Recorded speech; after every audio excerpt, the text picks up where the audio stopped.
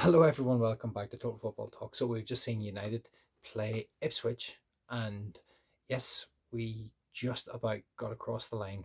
Um, what positives can we take from this particular game, or what can we take from this game to start with? Well, we can take 3 points, which is right now is important. Important just to get us the opportunity to kind of have points on the board. We ain't gonna. We've maybe moved one position up the league. I mean, at this stage, it really doesn't mean much. um, if we kind of break the game down, we look at some of the positives.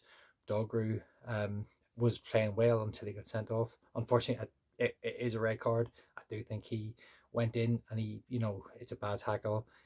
I think he maybe gets a little bit of the ball, but he goes over the top of it, and it's a bit high.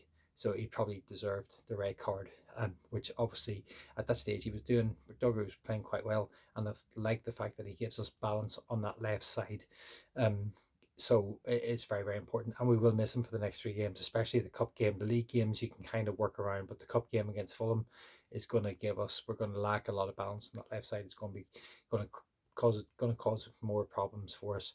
Um, and kind of if we just look at the rest of the game, we had some resilience there. I think Ugate's performance is very understated. I think they obviously gave Bruno man of the match, and Bruno at times he worked hard and he did obviously get the opportunity to, he drove forward when he could. But for me, Ugate's performance in the midfield was very, very, very good. He won a lot of balls. He made sure that he kept the ball well. He moved the ball well, and he covered a lot of ground in there alongside Bruno, because Bruno, as per usual, was dropping into the centre half positions and trying to look for passes, which was very, very frustrating for me at times. I don't like the way he drops so deep and tries that Hollywood ball. Simon Maguire loves that switched out, that diagonal pass, and I think sometimes we do it too much rather than trying to just play through the thirds. And obviously without Martinez there, it's very, very difficult for us to do that. A bit like Yoro and Dillit played well. Maguire also played well, and good to see Maguire get a goal. Good to see Dillit. It's a really good finish. Good to see him score, because at the minute our strikers can't score. Unfortunately, excuse me, Hoyland is still absolutely struggling, bereft of confidence and just about everything else at the minute. I find it really, really tough. And I think Xerxes did well tonight in most parts. He held the ball up well. He did try to thread some through passes, but unfortunately, he's just not a goal threat at all.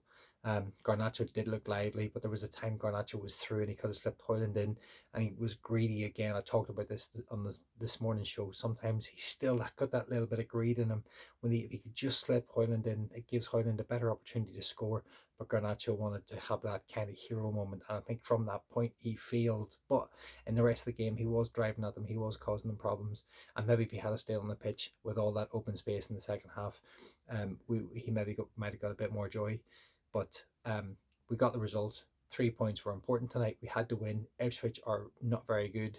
They have a workman-like team that have come from Division One, and they kind of, they huffed and puffed and didn't really do much. I think Onana maybe had one shot to save in the second half, and that was it. It was the near post shot, but that side, he didn't really have too much to do. They didn't really trouble us, even from set pieces. They didn't really cause us too many problems. So just, it's one of those. We beat Ipswich, so by no means does that mean we're a good team. We're still a team that's absolutely struggling. We're going to finish 14th, 15th, 14th, 13th, or 12th, somewhere really bottom half of the table at the minute. Because I just don't see us. When we went down to 10 men, we sat deep and we defended, and that was our way out of.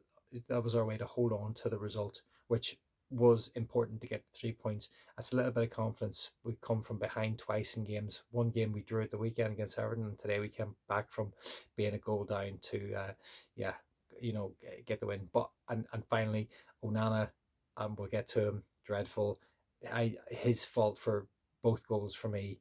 The first one, he's got to communicate better with Dogru and let him know what he's going to do, and he doesn't do anything. He just comes racing off his line. It's disastrous. And then obviously for the second one, he's got to anticipate that there's a chance that ball's going to go to the back post and make the save, but instead he's kind of dilly-dallying, and he doesn't really make a decision until it's too late. The ball's past him, it's in the back of the net, it's caused us problems, and it's an absolute crying shame that he, as a goalkeeper, is causing us a lot of problems. And something wrong with my eye.